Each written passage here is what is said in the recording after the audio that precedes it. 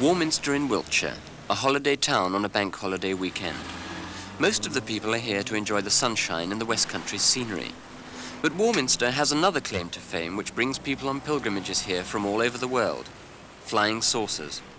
Most weekends the enthusiasts gather on the two hills that look down on Warminster to watch the flying saucers go by. But this weekend there's a bonus, a prediction that a flying saucer will actually land here. And as the crowds are gathering to witness this spectacular event, the man who put Warminster on the map as a flying saucer centre is getting ready too. He's a local journalist and author of 4 books on flying saucers, Arthur Shuttlewood. What sparked your interest in the first place? Well, simply the fact that I'm a news reporter in this area, and of course I have to report every item of news that comes in, and this was such extraordinary news, if true, of course, and so such reputable people were coming forward, you know, such as the head postmaster of the town, a vicar, his wife, his 3 children, hospital physiotherapist, hospital matron, an army major who alleged that his car was virtually stopped dead at 40 miles an hour. These sorts of people have to be trusted, you know, for their integrity, viewed from a reporting viewpoint. So I reported the stories. And what actually converted you into believing that these really were things from outer space? Well, simply the only thing that can convert one into a belief into these quote objects unquote, and that's a visual experience oneself. Once one sees for oneself, that's it, and nothing will deter you from your absolute belief from then on. How many of these things would you say that you've now seen in total? I've seen an average personally, and I'm not boasting, I assure you, of 2 per week in the last 7.5 years, so it's getting on for about 800. It's 10 years now since the first unidentified flying object was sighted at Warminster.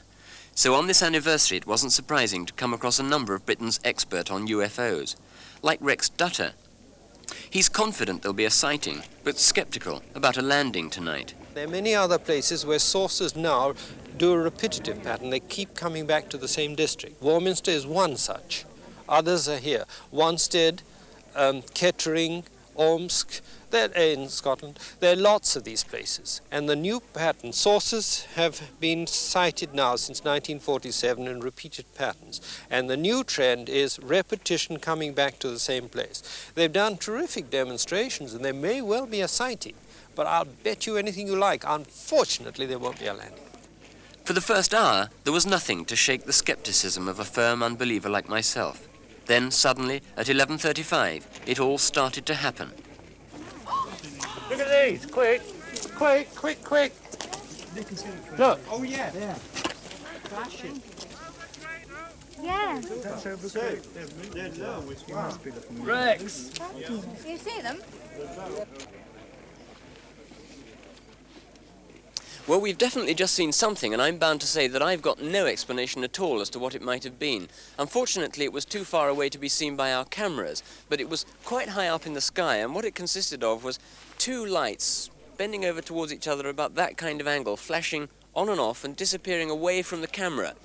And they were going like this, definitely not an aeroplane, quite certainly not an aeroplane. They were going like this for, I should think, about 15 seconds, and then quite suddenly, one of them exploded almost into a ball of fire, a blinding light, and then they just disappeared off slowly, flashing on and off again until they went out of sight completely. Now, I've no idea what that could have been.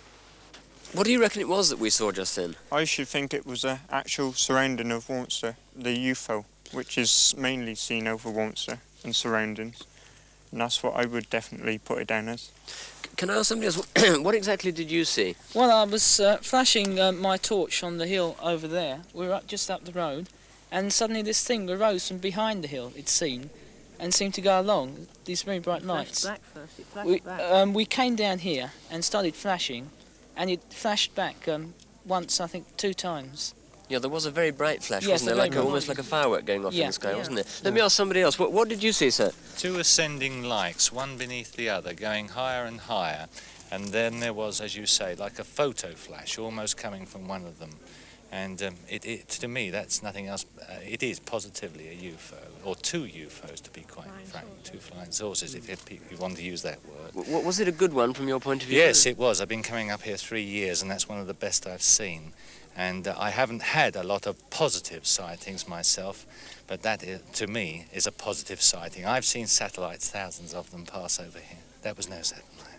Rex Dutta, we've had something for our money this evening. What do you reckon it was? Typical sighting.